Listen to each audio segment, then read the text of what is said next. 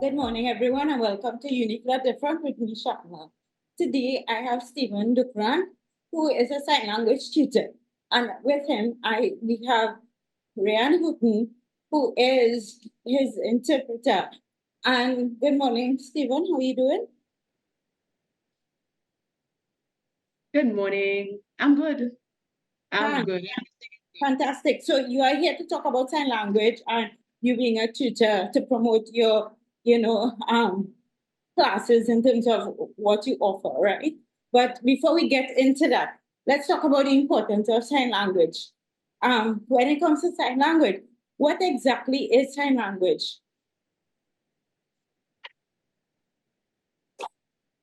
Okay. Sign language is very important. It's a very important method of communication with the deaf community. For example, when you're at a hospital, at a police station, anywhere, it's especially of importance, a deaf person, how would you expect them to communicate? It is through sign language. That's the best mode than writing because there are some deaf individuals who have never had a formal education, never been to school because their parents have kept them home. So communication with writing may not be as feasible because there are some words, especially big words, that would be difficult to understand. And there are some deaf individuals who would understand when you write to them, but the best mode of communication, number one, is sign language. That's the golden standard. Especially just like when you're talking to Spanish people, you're going to sit and you're going to learn the language and you're going to sit and learn language to communicate with them. Give the deaf an equal opportunity and learn sign language as well. It is very important, and that's why I'm teaching sign language class. So that I use Zoom, I do it via Zoom, I didn't do it face to face. But face to face is always important when you're communicating in sign language, and it's much more easier that way. You mentioned, the Spanish speaking community. Just like, we have different types of language, like Spanish, French, and so on, right? Is it that sign language is universal or is there different types of sign language?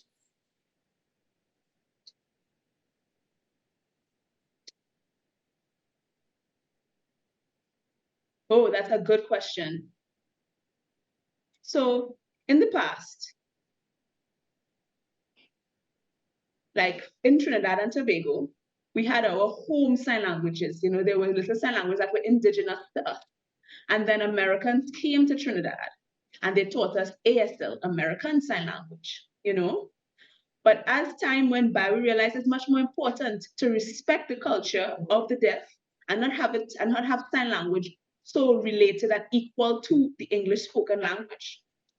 So I use American Sign Language and Trinidad and Tobago Sign Language in a melting pot together, just like that's what Trinis use a melting pot of ASL and TTSL, Trinidad and Tobago Sign Language.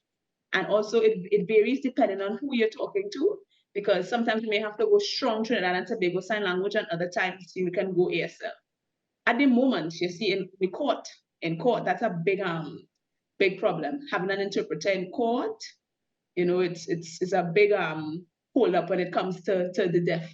Because many times you may not have an interpreter who is proficient enough and it may cause problems for the deaf person in court. So sometimes you have to modify your sign language and your use or your heavy use of ASL or lack thereof, depending on who you're communicating with. You have to assess the deaf person's skill level and understand, okay, maybe they are more basic when it comes to sign language. Their sign language hasn't been as advanced. So you sign to match that. So there are so many things that you have to do and take into consideration when communicating. Um, Given your experience, within Trinidad and Tobago, do you think people in Trinidad appreciate the deaf culture?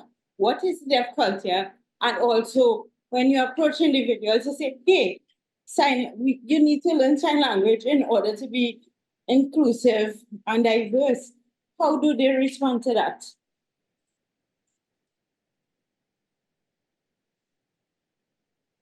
Okay. There are individuals, when it comes to appreciating sign language, not to the extent that it should be. I would call like a 50%, 50% who, appreciate the language and 50% that don't. It's like people don't understand the point of it. I do still try to encourage regardless. I say, come and learn sign language. Don't be ashamed. And I'm not ashamed. It's my language, it's my right. Internationally, it's stated that. So I just continue to encourage people. I'm not ashamed when I'm in the hospital to tell somebody that, hey, you have to learn sign language, and encourage people to learn sign language. You know, you will learn Spanish. Exactly. So in terms of contacting you and so on to learn sign language, is there packages that you offer?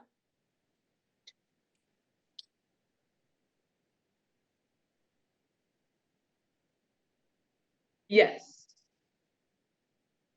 I can't just say it, but at the moment, it depends on, I'm pretty flexible when it comes to people's pockets. You know, it really is $80 a week, $800 for 7 weeks.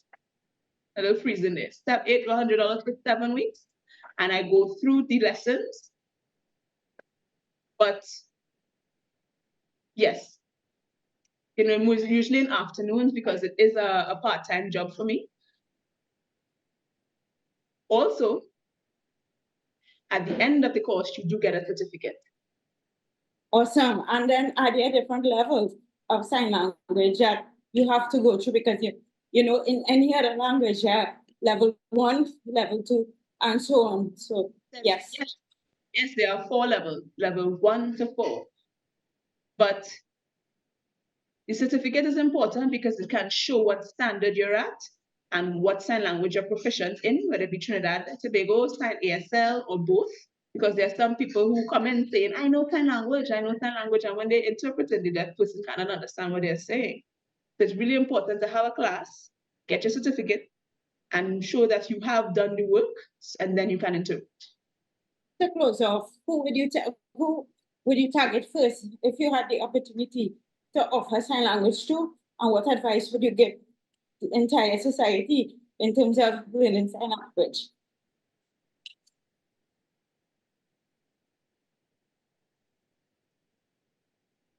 The first part, can you repeat the first part for me? Sure, no problem. If you had to, I guess, prioritize, who would you prioritize in terms of targeting first to approach to do sign language?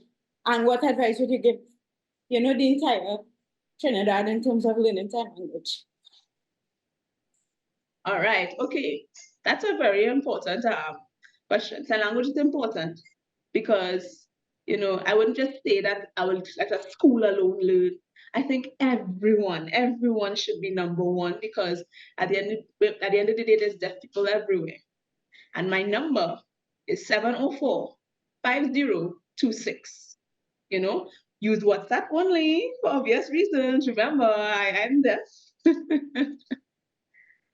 Most people love to ring the phone and start talking, but I'm sorry, I cannot answer.